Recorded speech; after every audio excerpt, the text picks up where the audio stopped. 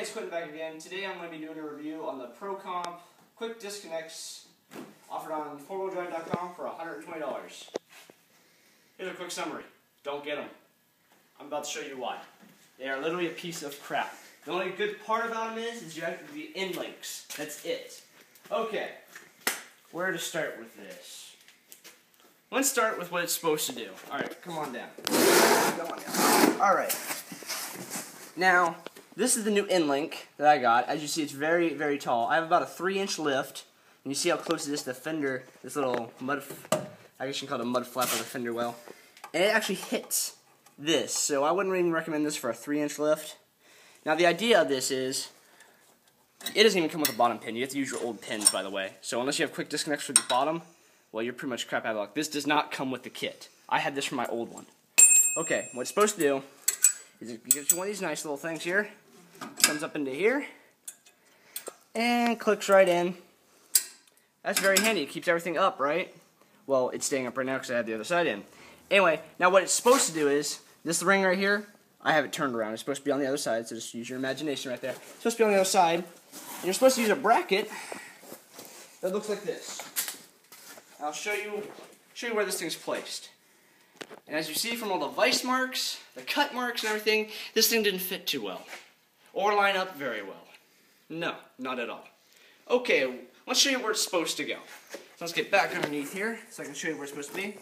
Why don't you come up, why don't you come on this side and you can see that. Okay.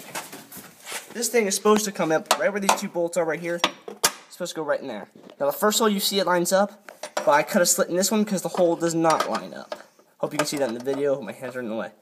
Alright, now the idea is, this thing, I don't have the other side disconnected, I know. This thing moves up even further. This hole is on the other side, is lined up perpendicular to this. So the hole is right here, and you're supposed to put a trailer pin in here. Here, let me show you that pin too. Even the pin is a stupid idea. Alright. Okay. Here's the pin that you're supposed to use. And it's a very tight spring, or spring-like thing. You're supposed to put that in there. This is a horrible idea on so many levels. Okay, one, as you can see, that this hole didn't line up, so you're going to have to cut that. Just so you know, this is for TJs. I have no idea about YJs or CJs. Definitely not any idea about a JK. This is for TJs only. Note. Okay, so the first hole lines up, or whichever one you want to line up first. You're going to have to cut a slit or widen the hole out to make it fit for the other one, which is just awesome. And then, this hole here, or this mangled hole I should say, is supposed to look like this. Because this pin is just supposed to fit in here, nice and neat, through that other circle-like thing I showed you before, that's on the top of the sway bar. It's supposed to come in here. There's the brackets mounted up, right? Sway bars come up, that little circle lines up with the hole, put it right in. Great idea. Great idea. It doesn't work. No. This hole didn't line up along with the other one, so I had to widen it out, cut this, cut that. That's why this hole looks like this. Well, that's part of the reason the hole looks like this. This dent right here is from the circle just hitting it over and over because it doesn't like to line up flush. It just likes to hit it repetitively, and with a thin piece of metal, it bends the crap out of it like this. But when it was actually not bent to crap, and I was actually able to put this pin in here, it's the worst design ever. Your sway bar is right about here, and as you're putting this pin on, it's not hard to put it on. It's insanely hard to take it off because you got your fingers in a small space, and you're trying to undo this really hard pin. Stupid, stupid, stupid, stupid. So let's get to the next part of why this is a bad kit. Let's come back down underneath here. I'm going to show you. Now you see this little nice little bracket right there. It's very nice. That's good. How many of those do you think you're supposed to have? If you're correct, it's 2. Guess how many they gave you? 1.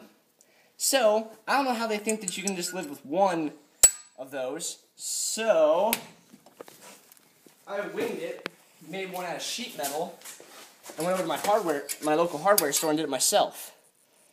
And I'll tell you how I made that too. Now, another bad part, let's come back to the other side since I'm disconnected. Now, another bad part about this thing is the sway bar end links. It comes with new bushings and new, I don't know what the circle cylinders are called. Pardon my vocabulary. Like bearings. Not bearings. So, it comes with new of them, which is good, right? Now the top fits, of course. The bottom ones don't. These are my old bushings and the old, let's call that a cylinder, inside of it. So it fits within this bracket down here. The other ones would not fit. They were too stiff. You'd have to hammer them into place. And for quick disconnects, that's not really going to work out too well.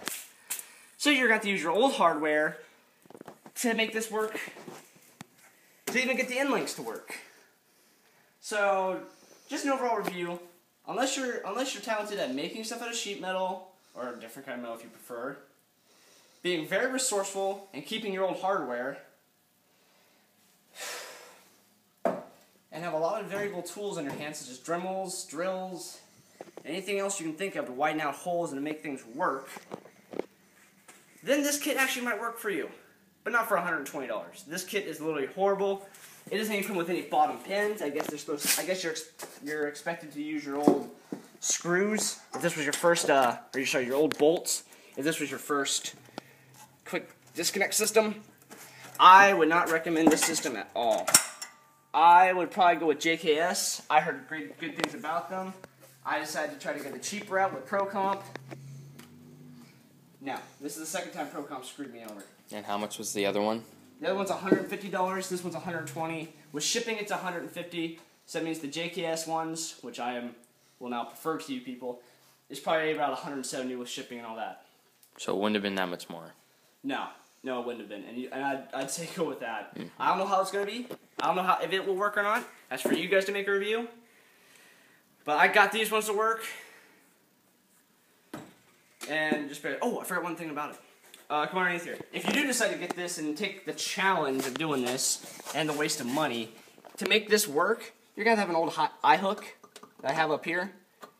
3-thread it to have bolt threads instead of wooden screw threads. And use a zip tie. Or actually 2 zip ties. Yeah, that's right. Still using zip ties even on a brand new, quick disconnect system. So yeah, overall, I rate this a 0. Would not recommend it. I'd actually recommend the JKS ones. I'm pretty sure those would be a lot better. They're adjustable, greasable. I really should have got those. And they would have worked for this. Yeah, and they're adjustable. They are supposed to be from 3-inch lifts to 6-inch lifts. Well, you see that mine's just roughly a 3-inch lift, and you see it even hits that little shroud they have in there. So not too big of a deal. Doesn't make too much noise after the first couple days because it bends it into the place it needs. But, yeah, even the instructions on this kit are horrible. They are not descriptive. They include what I believe is extra hardware. Just don't get this kit. Just don't. On the website, did they have like a part list saying what it came with? They had the part list within the order. And bringing up the part list, yeah, I checked the part list to make sure it wasn't, I missed something, like one of those brackets that's custom made. No, it only comes with one of those. Okay. And I had to use one of the new cylinders that didn't fit to cut that to make that little spacer inside my custom-made bracket. So, unless you're really crafty and have $120 to waste, sure, go ahead and get this kit. Other than that, definitely go with the JKS, or you can probably make your own for a lot more or less hassle. So, I guess that's my official review on this. Don't get it. No. Just like the Smittybilt light covers. Remember those? Yeah, they don't fit either. But Smittybilt's been good to me. Procomp screwed me over twice. So... Well, the first time it wasn't really their fault. Still. Okay, yeah, still. Alright. They were hollow. Well, thanks for watching, and make sure, keep it a G.